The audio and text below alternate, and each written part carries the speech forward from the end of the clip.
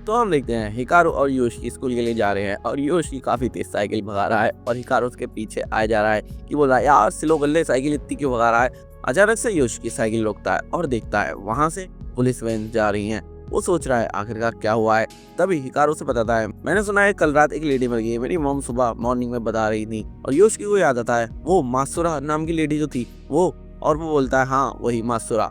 Yoshi यहाँ पर काफी कंफ्यूज है, वो एक तरह से डाउट सा भी कर रहा है हिकारू पर कि कहीं इसी ने तो नहीं मार दिया उसे, क्योंकि कल उसने अजीब तरीके से हम पे चिल्लाया था। और हम देखते हैं वो जो कंपनी का बंदा था वो फाइनली इनके विलेज में आ रहा है और वो गाड़ी चला रहा है। जिसके बाद हम क्लासरूम में देखते हैं हिकारू किसी चीज़ की प्रैक्टिस कर रहा है और अलग से योशी के साथ उसके 3 फ्रेंड्स और हैं, जिसमें एक हारू भी है। हारू नाम का बंदा उसका फ्रेंड है और 2 लड़कियां भी हैं उसमें। हारू ने बता रहा है तुम्हें पता है उस लेडी ने अपने गले के अंदर अपना हाथ घुसा और खुद को मार लिया, मतलब दम घोट लिया। ये कैसे पॉसिबल है?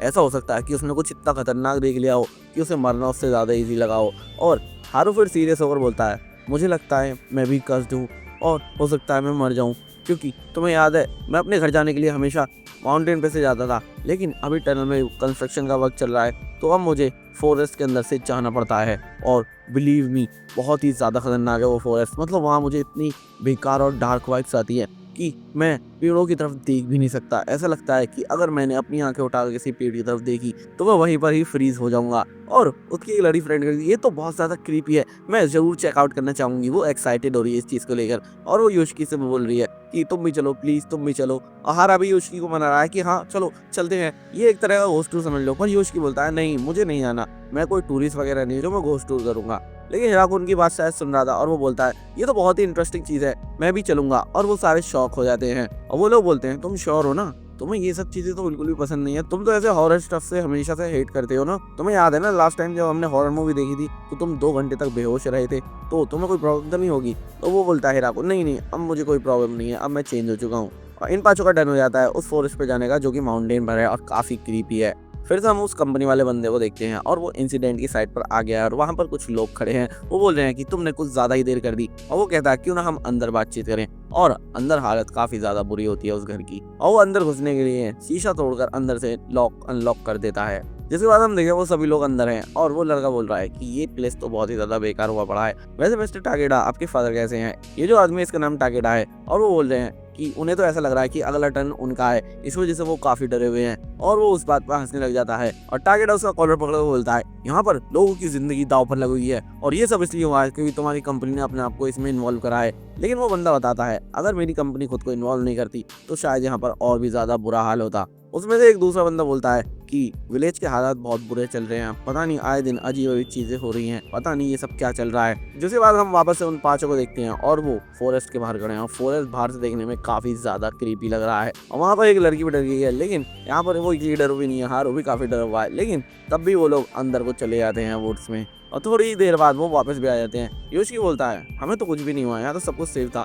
हारू कहता है यार मुझे तो बहुत ज़्यादा डर लगता था, पता नहीं तुम लोगों को क्यों नहीं लगा, लगता है मेरे दिमाग में ही था वो सारा डर। फिर हम वापस से उस बंदे को देखते हैं और वो किस तरह के पोस्टर फेंकता है जिसमें नोनो की वगैरह लिखा हुआ होता है और वो सोचता है नोनो की कौन है। तभी वो लोग बताते हैं इस लेडी के साथ बचपन में एक ट्रॉमेटिक एक्सीडेंट हुआ था, ये गलती से माउंटेन्स पर चली गई थी और वहाँ पर इसने कुछ ऐसा देख लिया जिसे शायद ये आज भी नहीं भूल पाई है। वो कंपनी वाला बंदा बोलता है उस लेडी ने जो भी माउंटेन्स में देखा था वो काफी ज्यादा फियरफुल होगा उसके लिए। और सच बात यह है जो जिस चीज से ज्यादा डरता है वो चीज उसके पास और भी ज्यादा अट्रैक्ट होती है। फिर हम उन चारों को देखते हैं, हारू वापस अपने घर चला गया और वो चारों वापस जा रहे हैं अपने घर पर। लेकिन तभी हम देखते हैं योशी को एक अलग प्रेजेंस फील होती है और वो साइड में देखता है और देखता है कि बहुत दूर एक वाइट सा धुआं धुआं सा है। लेकिन हम थोड़ी देर में देखते हैं उसे क्लियरली दिख जाता है कि एक लेडी की परछाई सी क्लाउड सी और उसकी गर्दन बहुत लंबी है उसकी तरफ आ रही है। और योशी उसे देखकर फटकर हाथ में आ चुकी है और वो कुछ भी नहीं कर पा रहा है, वो फ्रीज हो गया है बिल्कुल। लेकिन तभी हिराको बोलता है योशी तुमने उसे देख लिया, ये अच्छी बात नहीं है, वो तुम्हें काफी देर से फॉलो कर रही है।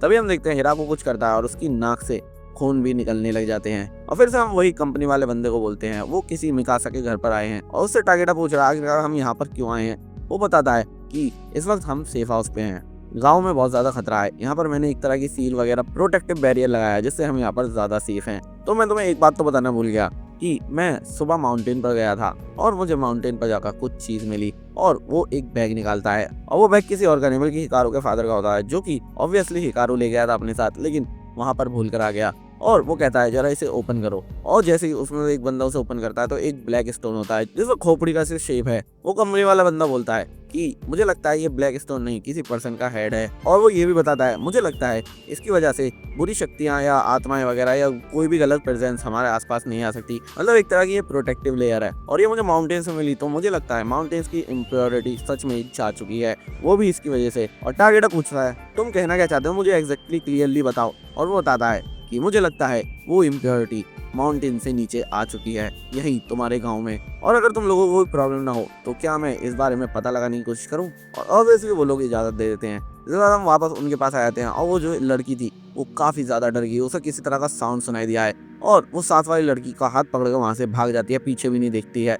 और हम देखते हैं कि योशिकी हिकारू को उठा रहा है और हिकारू फाइनली उठ गया है। उससे पूछता है तुम्हें क्या हुआ, तुम्हारी नाक में से खून निकल रहा है। हिकारू बोलता है नहीं नहीं कुछ भी नहीं हुआ, कोई बड़ी बात नहीं है। और हिकारू से बताता है वो जो चीज़ थी वो तुम अपने साथ ले जाती, हर वक्त तुम्हारे से पीछे पड़ी रहती, तुम तो बच गई। योशी पूछता है ये तुम्हारी नाक में हुआ क्या था। वो कहता है कि मैंने उसे मार दिया, मतलब क्रश कर दिया या खा लिया या अपने आप में मिक्स कर लिया, पता नहीं, पर वो अब खत्म हो चुकी है जो भी चीज़ थी वो। और योशिकी ध्यान रखना इस जंगल में किसी को भी मत देखना मेरे अलावा, तुम सिर्फ मेरे ऊपर नजर रखो क्योंकि अगर तुम किसी चीज़ को देखोगे तो वो तुम्हारे पीछे आएगी, जो कि अच्छी बात नहीं है। और वो लोग फाइनली वहाँ से जाने लग जाते हैं और वो लड़कियाँ बाहर वेट कर रही होती है और वो दोनों भी बाहर आ जाते हैं।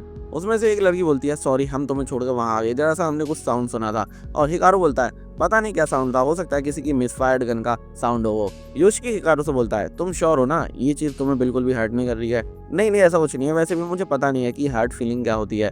और वो यश की तरफ देखने लग जाता है और सोचता है ये मेरे साथ ही रहने वाला है तो मैं इसे मार के अपने साथ ले जाकर क्या ही करूँगा, वैसे भी मेरे साथ ही रहेगा, बस मुझे इतना ध्यान रखना है कि इसे कोई और ना ले जाए। उसका ये सोचने दिखाता है कि वो कितना भी इंसान क्यों ना बन जाए लेकिन असल में वो एक मॉन्स्टर ही है। जिसके बाद हम देखते हैं स्कूल में एक जगह पर योशिकी और हिकारू हैं और योशिकी उससे बोल रहा है कि अपनी शर्ट उतारकर मुझे दिखाओ, आखिरकार तुमने वो कैसे किया था, तुमने उसे कैसे मारा। और हिकारू अपनी शर्ट उतार देता है जिसमें उसकी बॉडी के बीच में एक बड़ा सा होल होता है और वो कहता है तुम हाथ डालकर अंदर देख सकते हो तभी मुझे तुम फील कर पाओगे। और योशिकी हाथ डाल देता है और उसे काफी अजीब सा फील होता है। उससे पूछता है तुम्हें कैसा फील हो रहा है और वो बड़ा ही फनी सा जवाब देता है, ऐसा लग रहा है जैसे कि रॉ चिकन मैरिनेट हुआ हो उसे मैं टच कर रहा हूँ। और ये सब देखने में काफी क्रीपी लग रहा होता है। हिकारू सोच रहा है इसके हाथ कितने ज्यादा वार्म है जबकि योशिकी को लग रहा है कि ये बहुत ही ज्यादा कोल्ड है। और योशिकी फाइनली अपना हाथ बाहर को निकाल लेता है और हिकारू हंसने लग जाता है, लगता है तुम डर गए। और योशिकी काफी ज्यादा शौक है, हिकारू उसे और मस्ती मजाक करने लग जाता है और योशिकी उस सर पर हाथ रखकर बोलता है इतनी बकवास मत करो, आज के लिए इतना ही काफी है। जिसके बाद हम एक सुपरमार्केट में आ जाते हैं और वहाँ पर वो एक लेडी होती है जो लास्ट एपिसोड में रेड बीन खरीद रही थी और काफी फ्रीक आउट हो गई थी हिकारू के साइड में से गुजरने की वजह से। और वो उस लड़के को यानी योशिकी को देखती है और सोचती है कि ये तो वही लड़का है। योशिकी कैश काउंटर पर है और जिसे वो पेमेंट कर रहा है वो औरत काफी ज्यादा बड़बड़ा रही है, वो उससे उल्टी सीधी बातें करी जा रही है और योशिकी यहाँ पर थोड़ा इरिटेट हो रहा है पर वो उसे कुछ भी नहीं बोल पा रहा है। और फाइनली वो औरत उसे उसके पैसे दे देती है और उसे उससे छुटकारा मिल जाता है। वो वहाँ से चला जाता है अपना सामान लेके जो भी उसे लेना होता है। जिसके बाद हम देखते हैं जैसे ही वो साइकिल पे से जा रहा होता है तो वो लेडी आती है वही वाली और वो बोलती है तुम बहुत बड़ी मुसीबत में हो, जो भी तुम कर रहे हो इसे अभी के अभी रोक दो, तुम उस चीज के बहुत ही ज्यादा क्लोज जा रहे हो, वो बहुत ज्यादा डेंजरस है, उससे अपने आप को इतना ज्यादा बांधो मत कि बाद में तुम वापस भी ना आ पाओ। योशिकी बोल रहा है ये सब तुम क्या बोल रही हो। वो लेडी बोलती है कि ये सब एक्सप्लेन करना थोड़ा मुश्किल है लेकिन अगर तुम ज्यादा क्लोज रहे उस चीज के तो तुम ह्यूमन ही नहीं बचोगे, तुम कुछ और ही बन जाओगे। योशिकी बोलता है ये सब क्या बोल रही हो आप। और तुरंत वो लेडी बोलती है सॉरी अगर मैं तुम्हें डरा रही हूँ तो ऐसा कुछ भी नहीं है, बस मैं तुम्हारे लिए थोड़ी कंसर्न हूँ। एक्चुअली में मुझे नॉर्मल पीपल से कुछ ज्यादा ही दिखता है चीजें। और जो कुबिटाजी विलेज के पीछे माउंटेन्स है उसकी ऑफ लिमिट में मैं काफी टाइम से एक टेरेबल प्रेजेंस फील करती थी जो कि बहुत ही ज्यादा ऑफुल प्रेजेंस थी, बड़ी ही खतरनाक सी। योशिकी सोच रहा है वो तो वही माउंटेन है जहाँ पर हिकारू मिसिंग हुआ था। फिर वो लेडी बता दिया कंसर्न की बात यह है कि वो प्रेजेंस गायब हो चुकी है अचानक से, पता नहीं कैसे, पता नहीं वो कहाँ को चली गई, लेकिन ये मुझे अच्छा साइन नहीं लग रहा है। पर मुझे इतना फील हुआ कि तुम उस चीज के साथ घूम रहे हो, तुम हैंग आउट कर रहे हो, तो मैं तुम्हें यही सलाह देना चाहूंगी कि तुम उस चीज से दूर रहो। योशिकी बोलता है आपका मतलब क्या है, मैं कुछ समझ नहीं पा रहा हूँ। और वो कहती है मैं तुम्हें इतना परेशान नहीं करना चाहती हूँ लेकिन मैं इतनी श्योर हूँ कि तुम इस तरह से आगे नहीं बढ़ सकते हो। मैंने उस जैसी चीज कभी जिंदगी में पहले नहीं देखी थी, वो काफी ज्यादा ऑफुल थी। और वो योशिकी यहाँ पर सोच रही सब क्या बोले जा रही हैं और वो बोलती है कि हाँ ऑब्वियसली तुम्हारे कोई ना कोई रीजन होंगे जिसकी वजह से तुम मुझसे खुल के बात नहीं कर पा रहे हो। ये लो तुम्हारा जब भी मन करे मुझसे बात करने और तुम रेडी हो तो ये लो मेरा नंबर, मुझे फोन कर सकते हो तुम। और योशिकी उनका नंबर ले लेता है। योशिकी रात में बेड पे पड़ा हुआ उसके नंबर को देखकर सोच रहा है कि इसे कुछ बताऊं या ना बताऊं। वो काफी ज्यादा कंफ्यूज है क्योंकि वो इस वक्त यहाँ पर डायलेमा में कि अचानक से ये गाँव में अजीब अजीब चीज़ें क्यों होने लगी हैं, अलग अलग मौतें, अजीब सी मौतें क्यों होने लगी हैं, और उसका डाउट कहीं ना कहीं हिराको पर जा रहा है। इसी वजह से वो परेशान है, वो समझ नहीं पा रहा है कि आखिरकार वो क्या करे। पर अभी के लिए वो सोच लेता है कि जो जैसा चल रहा है वो वैसा ही चलते रहने देगा वो। और इसी के साथ हमारा ये एपिसोड खत्म हो जाता है। दोस्तों, अगर वीडियो पसंद आई हो तो वीडियो को लाइक कर दो, चैनल को सब्सक्राइब करके वीडियो को शेयर कर दो।